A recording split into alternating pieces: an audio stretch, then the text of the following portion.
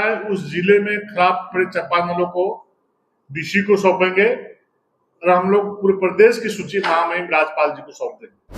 दोहरे चरित्र वाले लोग पलामू में जाएंगे तो जनता उनको बताएगी। तो खराब पड़े चापानल 80,000 तो चापानल खराब पड़े हैं, इसके अविलंब मरम्मतीकरण करने का काम करें। ऐसा नहीं है, वहां का भाषा है, आप हमसे सब कुछ छीन लो लेकिन भाषा मत छीनो। यह हमारा पनिशमेंट मिलना ही चाहिए जब तक वो मंत्री के कुर्सी पर है। यह अपराध अक्षम्य है, आप लोग को क्षमा मांगने के बाद भी क्षमा नहीं करना चाहिए। यह मेरा व्यक्तिगत आप प्रत्येक पंचायत में 52,80,000 करोड़ रुपया केंद्र ने भेज दिया है। उस पैसे का तो सदुपयोग आप करो चापाकल बनवाने में।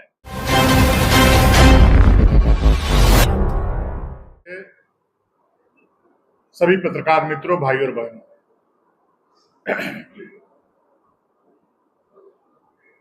जैसा कि आप सभी इस झारखंड में स्थिति आप देख रहे हैं और जिस प्रकार से तपती धूप में शहर हो या गांव हो,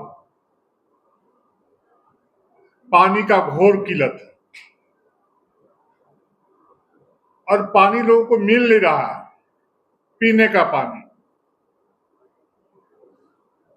और आप ही लोगों ने समाचार पत्रों में हम लोग का भी जो अपना स्रोत है उसके माध्यम से जानकारी है, लगभग 80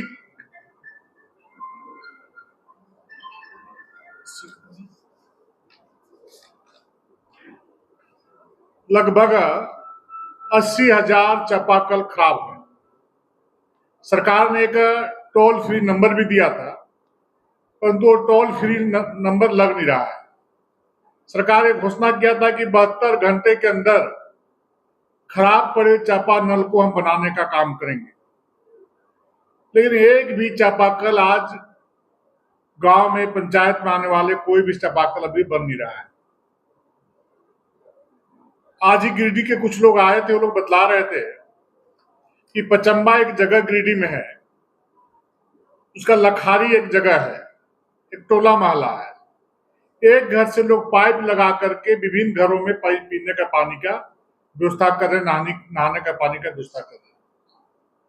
यही स्थिति कमोबेश सारे शहरों में है, ग्रामीण क्षेत्रों में। दुख के साथ कहना पड़ता है कि माननीय मुख्यमंत्री जी ऐसे प्यासों का प्यास बुझाने के काम नहीं करके 1 महीना से अधिक समय पूरी कैबिनेट असम में जा करके आराम करने का काम किया, पिकनिक बनाने का काम किया और उसके बाद बंगाल में सारे लोग लगे रहे। तो उनको मुझे लगता है कि अब उनका फोकस पॉइंट झारखंड नहीं रह गया है, अगल बगल के राज्य उनके फोकस पॉइंट हो गए। एक तरफ देश के यशस्वी प्रधानमंत्री आदरणीय नरेंद्र मोदी जी नल जल योजना के माध्यम से पूरे देश में प्रयास किया, सफलता भी मिली कि हर घर में रहने वाले लोगों को नल जल योजना के माध्यम से साफ जल मिले। और दुख के साथ ये कहना पड़ता है कि 12,764 करोड़ रुपए खर्च होने के बावजूद राज्य में हर घर नल से जल योजना जमीनी स्तर पर प्रभावी नहीं दिख रही है। झारखंड में कई गांव में जलापूर्ति केवल कागजों तक सीमित है, नल सूखे पड़े हैं, उसका भुगतान हम लोग भी, हम भी है। मेरा घर यहाँ से 20-22 किलोमीटर दूरी में गांव में है, वहां जाके एक बार मीडिया के मित्रों से आग्रह करेंगे। नल लगा दिया गया है, पाइप बिछा दिया गया है, लेकिन उससे नल से एक बूंद भी पानी नहीं निकल रहा है। आप लोग आके देखने का सबरे किसी दिन आइए, हम लोग बतला देंगे, प्रमाणित कर देंगे कि इस राज्य की सरकार ने किस प्रकार से नल जल योजना के माध्यम से भ्रष्टाचार करने का काम किया है। वो साक्षात प्रमाण आपको देंगे। राज्य सरकार द्वारा जलापूर्ति पूर्ण होने का प्रमाण पत्र जारी किए गए, जबकि वास्तविक स्थिति बिल्कुल भिन्न है। जो वित्तीय अनियमितता हुई है तो केंद्र सरकार ने 2019-2025 के बीच झारखंड को 12,982 करोड़ रुपए आवंटित किए हैं। 10 करोड़ 12,982 में से 6,010 करोड़ लगभग 46.30% ही खर्च कर सकी है। 7,000 करोड़ से अधिक राशि अब भी अप्रयुक्त पड़ी है। 2019 में केवल 3.45 लाख यानी 5.52% ग्रामीण परिवारों को नल जल से उपलब्ध था। 2025 तक बढ़कर 34.42 लाख यानी 55.5% हुआ। फिर भी लगभग 45% परिवार इस राज्य में वंचित है, पैसा देने के बावजूद भी, पैसा आवंटन होने के बावजूद भी। बार बार राज्य सरकार दोष मढ़ने का काम करती है, केंद्र सरकार मदद नहीं करती है। और जब केंद्र सरकार पैसा देती है तो उसको खर्च करने में काफी ढिलाई करती है, उसमें कोई विशेष उनका फोकस नहीं होता है। लातेहार, गुमला, गिरिडीह जैसे जिलों में, गढ़वा, धनबाद, दुमका, साहेबगंज आदि जिलों में 30% से अधिक परिवार अब भी जल कनेक्शन से वंचित है। झारखंड राष्ट्रीय औसत से लगभग 25% पीछे है। अन्य राज्यों की अपेक्षा यहाँ पर 25% से हम लोग पीछे हैं। देश में दूसरा सबसे पिछड़ा राज्य इस योजना में केवल केरल इससे नीचे है। देश में क्या है, इसके अनुसार सिर्फ केरल नीचे है और दूसरे की सरकार चल रही है। ये लोग कभी नहीं चाहते, इंडी गठबंधन के लोग, कि गांव के लोग, कस्बे के लोग, मोहल्ला के लोग को पानी मिले। उनका फोकस पॉइंट है ही नहीं।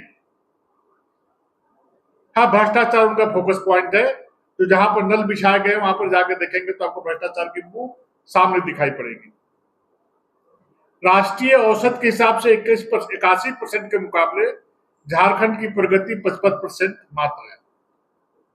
इस प्रकार से हम कह सकते हैं कि यदि अगर नल जल योजना को सही प्रकार से यह सरकार जमीन में उतार दी होती तो आज पानी का, पीने का पानी का इतना किल्लत लोगों को नहीं झेलना पड़ता। जो भी सरकार बोलती है, झूठ बोलती है, ठगती है। पैसा देने के बावजूद भी यह सरकार काम नहीं करती है। माताएं बहनें 1-1, 2-2 किलोमीटर जा करके घड़ा में, डेगची में, जो लोग बोलते हैं बर्तन डेगची बोलते हैं देहात में, उससे पानी ला करके पीने को मजबूर है। ढोड़ा का, तालाब का पानी लोग पीने का काम कर रहे हैं। देहात में जाएंगे तो आपको देखने को मिलेगा। तो इस सरकार को इससे कोई लेना देना नहीं है। सिर्फ बड़ी बड़ी बातें करना, लोगों को प्रलोभन देना, लोगों को ठगना, गुमराह करना, यही सरकार का काम है। इसलिए भारतीय जनता पार्टी के कार्यकर्ता को आज पीड़ा है, क्योंकि इस राज्य का निर्माण भारतीय जनता पार्टी के असंख्य कार्यकर्ताओं के मेहनत और पसीने के बल पर हुआ है, इसलिए आज दर्द है। इसलिए भारतीय जनता पार्टी का एक एक कार्यकर्ता इस पानी के किल्लत के विरोध में और बिजली कट के विरोध में, आप भी अपने घरों में देखते होंगे दिन भर में 24 घंटा 20 बार बिजली कटती है। ये जीरो कट देने की बात कर रहे थे पूरे प्रदेश को बिजली। आज 25-30 बार 24 घंटे बिजली कटती है, आधे आधे घंटे बिजली जाती है। तो इस प्रकार की स्थिति परिस्थिति का निर्माण करने का काम इस सरकार ने किया है। इसलिए हम लोगों ने तय किया है कि क्रमवार हम लोग इस पानी को अभाव को लेकर के, किल्लत को लेकर के हमारे कार्यकर्ता सड़कों पर उतर करके इस सरकार की नींद को खोलने का काम करेंगे। यदि सरकार में बैठे हो तो आम आदमी की परेशानियों को समझो और उसको दूर करने का प्रयास करो। और इस निमित्त 6 मई 2026 को गढ़वा, पलामू, लातेहार में हमारे कार्यकर्ता वहां पर प्रदर्शन करेंगे और डेगची, घड़ा जो बोलते हैं उसको लेके प्रदर्शन करेंगे और सरकार के नजरों को खोलने का काम करेंगे। लेकिन सरकार कुछ करेगी नहीं, हम लोग जानते हैं। इनके जो लोग हैं वो लोग खंडन दे देंगे, प्रतिक्रिया दे देंगे, इनकी काम पूरी हो गई। आज भी हम लोग प्रेस कर रहे हैं तो कल देखिएगा बड़ी बड़ी बातें बोल करके खंडन में इनका समाचार छपेगा, तो आप लोग छापेंगे, लेकिन जमीनी हकीकत से इनको कोई मतलब नहीं है। खरसावां में हमारे कार्यकर्ता प्रदर्शन करेंगे। 8 मई को हजारीबाग, चतरा, कोडरमा, और रामगढ़, इन 4 जिलों में हमारे कार्यकर्ता प्रदर्शन करेंगे। 9 मई को दुमका, पाकुड़, साहेबगंज, गोड्डा, देवघर, जामताड़ा, इन सारे जिलों में हमारे कार्यकर्ता प्रदर्शन करेंगे।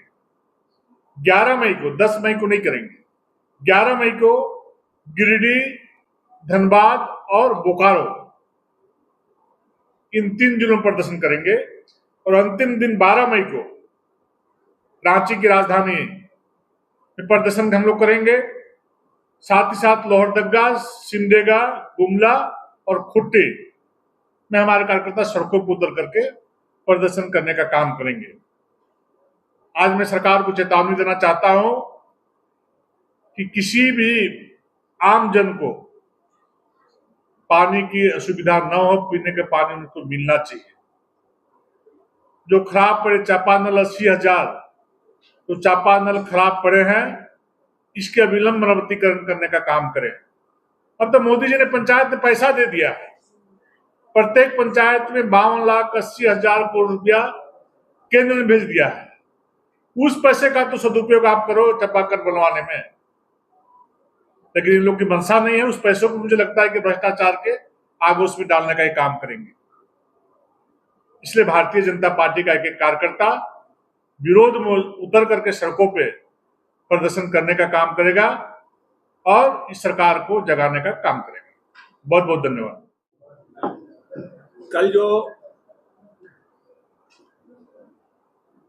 जो हजारीबाग में यहाँ के स्वास्थ्य मंत्री के सामने उनके इशारे पर पत्रकार न्यूज 18 के शुभम सोनी को पीटा गया, वो घायल और अस्पताल में।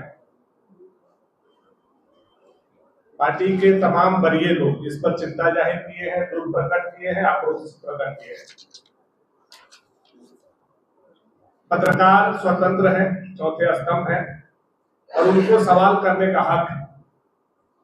अब झारखंड में यह तुगलकी तालिबानी सरकार और उसके मंत्री जो संविधान नहीं शरीयत को मानता हो, उससे सवाल अगर आप करते हैं और वह पत्रकार को अपने सामने अपने अंसारी बंधुओं से पिटवाता हो, कितना बड़ा दुखद बात। मैंने कल भी आग्रह किया था, आज सभी मीडिया हाउस के आप लोग यहाँ हैं, आप लोगों के अंदर भी हम लोगों के तरह लहू है। अगर ऐसे जगह पर भारतीय जनता पार्टी के लोग होते तो आप लोग क्या निर्णय लेते? वह लहू को आप लोगों को गर्म करने का जरूरत है। विरोध केवल फिरायालाल चौक पर आकर के मोमबत्ती दिखा करके समाप्त नहीं होनी चाहिए। इरफान अंसारी के गाड़ी के ऊपर अंडा, टमाटर, जूता फेंका जाना चाहिए आप लोगों के द्वारा। कोई भी कवरेज उनको नहीं मिलना चाहिए, कोई भी पत्रकार उनके पीछे नहीं भागना चाहिए, कोई भी पत्रकार उनसे बाइट नहीं लेना चाहिए। मैं आप लोगों से हाथ जोड़ करके आग्रह करता हूं कि ऐसे लोगों को यह पनिशमेंट मिलना ही चाहिए। जब तक वो मंत्री के कुर्सी पर है, यह अपराध अक्षम्य है। आप लोग को क्षमा मांगने के बाद भी क्षमा नहीं करना चाहिए। यह मेरा व्यक्तिगत आप लोगों से आग्रह है। अब इसका मतलब आप मार खाइए। केस से अगर आप डरते हैं शहीद भगत से, तब तो देश की आजादी नहीं होती। इसका मतलब आप ये मान करके चल रहे हैं कि आप झारखंड में नहीं तालिबान में रह रहे हैं, और झारखंड का जो मंत्री है वही कानून है, वही संविधान है, वही पत्रकार को पीट सकता है, सवाल करने से रोक सकता है। तो जब आप पत्रकार होकर के इतने हतोत्साहित हो सकते हैं, तो जनता कितनी हतोत्साहित होगी? हम लोग आपके साथ हैं, पूरी पार्टी आपके साथ है। आप अगर जेल में जाइएगा, हम लोग जेल में आपको खाना लेकर के आएंगे।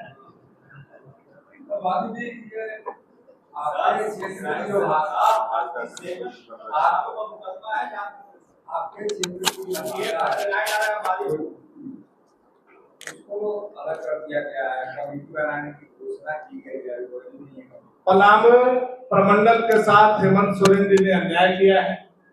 वहां के 50 लाख मगही भोजपुरी भाषा भाषी के साथ अन्याय किया है और आने वाला समय में वहां के रहने वाले लोग जो मूलवासी है खतियानधारी,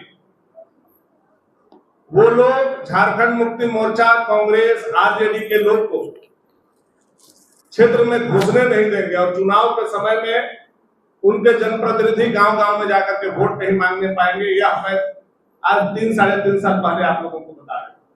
इतना आक्रोश है लोगों को। आप हमको बाहरी बोल करके संबोधित करते हो, पलामू कभी आप लोग को मैं आमंत्रित करता हूं, आप आइए। हजारों साल पुराना लोगों के पास बसिंदा है, खतियानी है, भोजपुरी और मगही बोलते हैं और आप उसको बोलते हो पार्ट ऑफ झारखंड नहीं है। वह पार्ट ऑफ झारखंड है और वह मगही भोजपुरी बोलता है। उसी तरह से गोड्डा के लोगों को अंगिका आप छीन रहे हो, उसी तरह से मैथिली बोलने वाले लोग जो यहाँ के मूलवासी है उसके भाषा को आप छीन रहे हो। तो वहां के लोग लड़ेंगे और यह सरकार को सबक सिखाएंगे। क्योंकि यह सरकार बहुत चालू और शातिर है, वह बाकी भाषा भाषी को यह दिखाना चाहती है कि यह भोजपुरी बोलने वाले लोग को विलेन बना करके हम सबको इंटेक्ट कर लें। इसको लेकर के हम लोग पूरे प्रदेश में जाएंगे और बताएंगे कि पलामू का भाषा क्या है, गोड्डा का भाषा क्या है, गढ़वा का भाषा क्या है। किसी के साथ अन्याय नहीं होना चाहिए। बाहरी के नाम पर, बाहरी भाषा के नाम पर जो हम लोग झारखंड के मूलवासी, उसके साथ जो यह हेमंत सोरेन जी अन्याय कर रहे हैं, अब इस अपमान का बदला वहां के लोग लेंगे। समझना चाहिए कि सरकार किसकी चल रही है। तो लोगों को समझने की आवश्यकता है। जो परीक्षा से वंचित रहेंगे वैसे लोगों को, उस क्षेत्र के लोगों को समझने की आवश्यकता है।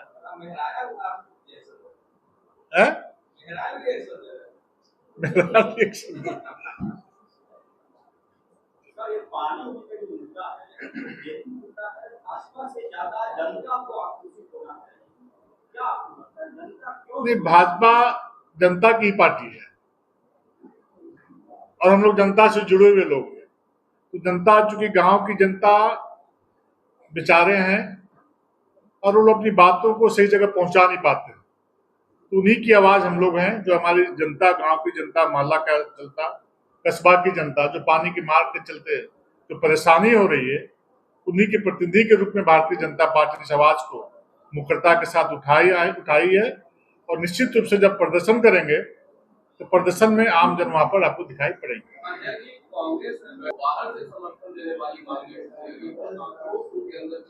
सात जन्म में कांग्रेस पार्टी सत्ता से अलग नहीं रह सकती है। 7 जन्म में आप भी यही रहेंगे, हम भी यही रहेंगे। ये चिपक कर रहेंगे सत्ताधारी दल के साथ। और आज जो दुर्गति हो रहा है, ये दोनों दल जिम्मेवार है। कांग्रेस के समर्थन से झारखंड मुक्ति मोर्चा के नेतृत्व में सरकार चल रही है। इस राज्य का दुर्दशा का जिम्मेवार यदि कोई है तो गठबंधन दल के लोग जिम्मेवार हैं। हो रहा है तो वोटिंग होगा, हम लोग जीतेंगे, अच्छे से जीतेंगे।